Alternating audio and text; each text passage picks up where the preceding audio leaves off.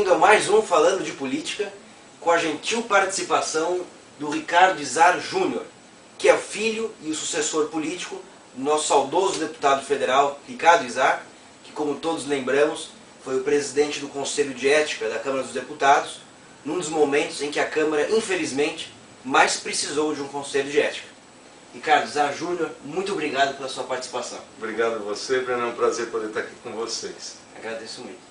Enfim, o Ricardo ele é economista e hoje nós estamos acompanhando os principais meios de comunicação a redução da taxa de juros, né? Finalmente aí da Selic em 1 ponto percentual. Qual a sua opinião sobre isso? É positivo, né, Ricardo? Não, é positivo, lógico, é positivo, qualquer redução é positiva hoje no momento que a gente está vivendo. Agora, o que a gente tem que atentar também é que o governo ele tem que fazer outras atitudes, não só na parte econômica, nas reduções de taxa de juros, mas o que é muito importante é assim, hoje o governo Lula, por exemplo, tem feito algumas ações na parte social. O Bolsa Família, por exemplo, são necessárias, são, mas não são prioridades. Eu acho que hoje o governo ele tinha que investir um pouquinho mais em infraestrutura. Infraestrutura, que eu digo assim, por exemplo, o Brasil hoje tem um PIB muito alto, tão grande, não tão grande quanto a China, mas um dos maiores PIBs do Brasil. Então você vê China, Índia, países que estão em desenvolvimento como o Brasil, que tem um PIB elevado, eles estão investindo muito em infraestrutura. O que eles estão pensando? Eles estão pensando no futuro. Eles não estão pensando agora, na eleição, eles estão pensando no futuro.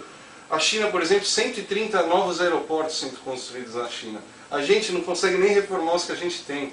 Então, hoje o empresário aqui no Brasil, apesar dos tributos elevados, tudo, ele consegue produzir, mas a gente não tem como escoar essa produção. Então, para o Brasil pensar no futuro, em ser uma grande potência daqui 10 anos, 20 anos, que tem tudo para ser uma das maiores do mundo, a gente tem que dar infraestrutura para o Brasil poder produzir, escoar e mandar essa produção para fora. A gente tem que estar competindo com eles daqui 10 anos de igual para igual. Se a gente não investir agora, lá na frente vai ser tarde. Complicado, né? Vai ser tarde. Sem dúvida. O deputado federal Ricardo Izar foi o idealizador da Frente Parlamentar pela Habitação. Exatamente. Né? E agora, muito tempo depois, o governo federal está lançando o programa Minha Casa Minha Vida. Como que você vê isso aí, cara? Não, tardio, mas antes tarde do que nunca. Eu acho que é um programa, tem gente que fala é um programa eleitoreiro, pode ser um programa eleitoreiro, mas é um programa necessário. Eu acho que a habitação, o déficit habitacional no Brasil é muito grande. Acho que o principal sonho de consumo das pessoas mais necessitadas é uma moradia. E eu acho que isso é uma obrigação do governo, já tinha que ter sido feita. Meu pai batalhou isso muitos e muitos anos, batalhando por um projeto igual a esse. Agora, o projeto é bom. Agora, o que eu estava reparando, eu estava lendo outro dia, e teve uma entrevista até com o ministro Lobão falando, eles estão fazendo as casas, mas eles não estão fazendo essas casas sustentáveis. Devia também, já que aproveita que está fazendo 1 milhão de novas moradias, vamos também pensar um pouquinho na sustentabilidade, no meio ambiente, fazer energia solar, captação de água. Uma boa oportunidade. Era uma oportunidade já para a gente estar aproveitando isso, mas de qualquer forma é um plano bom, a gente não pode dizer que é um mau plano, né? E aqui no estado de São Paulo você também está acompanhando a questão da habitação, né? Aqui a gente acompanha bastante, a gente tem participado junto do Secov, que é o Sindicato da Habitação, a gente tem um contato muito bom lá dentro, a gente sempre está acompanhando os planos. Inclusive, eu acho que assim, a gente tem viajado bastante, tenho feito aí, esse ano passado fizeram 137 municípios que a gente visitou. E a gente repara que todos os municípios têm um déficit habitacional.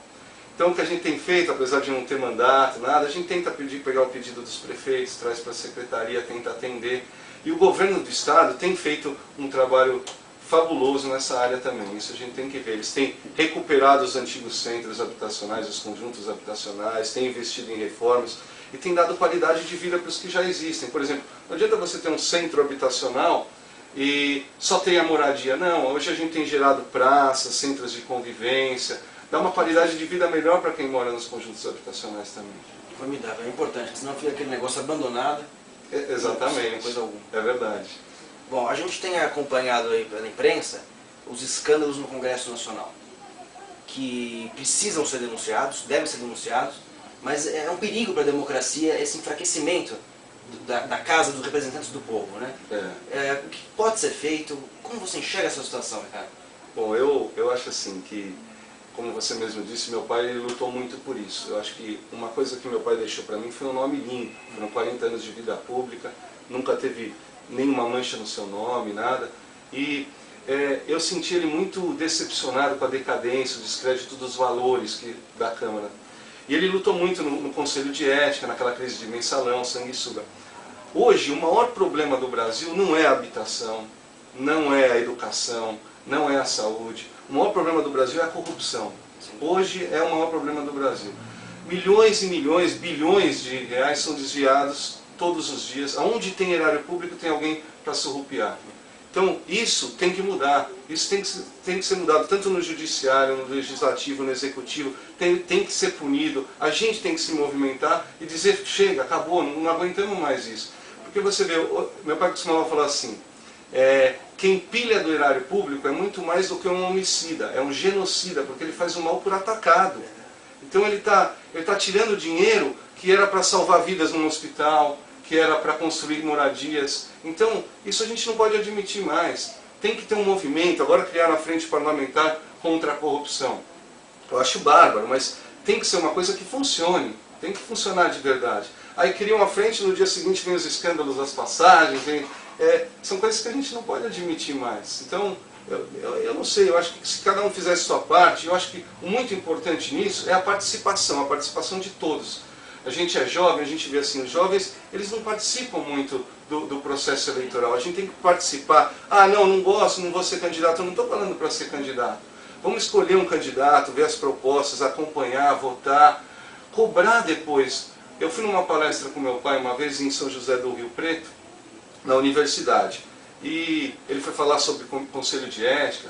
E o pessoal falou assim, mas a gente não acredita mais em político nenhum. E meu pai falou, mas deixa eu te fazer uma pergunta. Em quem você votou na última eleição para deputado estadual e deputado federal? Eu acho que se 10% dali levantaram a mão sabendo em quem tinha votado, era muito. Então é isso que não pode acontecer. A gente tem que saber em quem votou, acompanhar. Não foi, não vota de novo. Não foi bom, não vota de novo. Então acho que a gente tem que ter gente boa. Lá tem gente boa e tem gente ruim, como em qualquer profissão.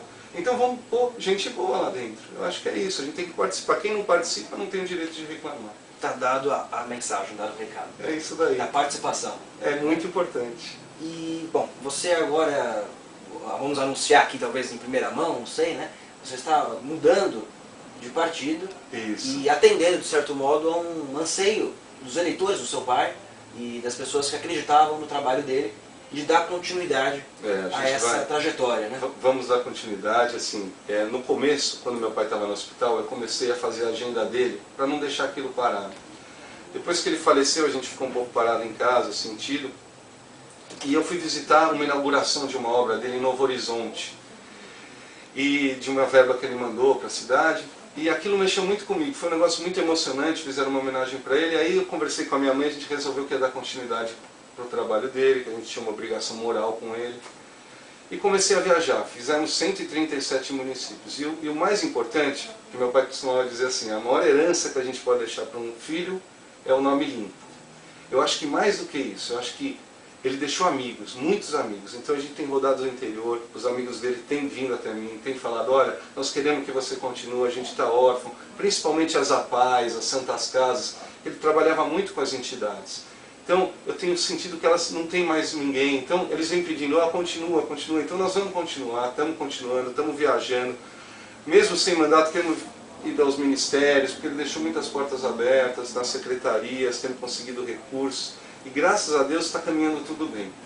A única coisa é que eu mudei de partido. Eu saí do partido que ele estava, que era o PTB, e ainda não defini para onde eu estou indo. Eu acho que a gente está analisando algumas propostas, mas o PTB eu achei que para mim era um pouco inviável, era um pouco contrário a algumas coisas que eu acreditava.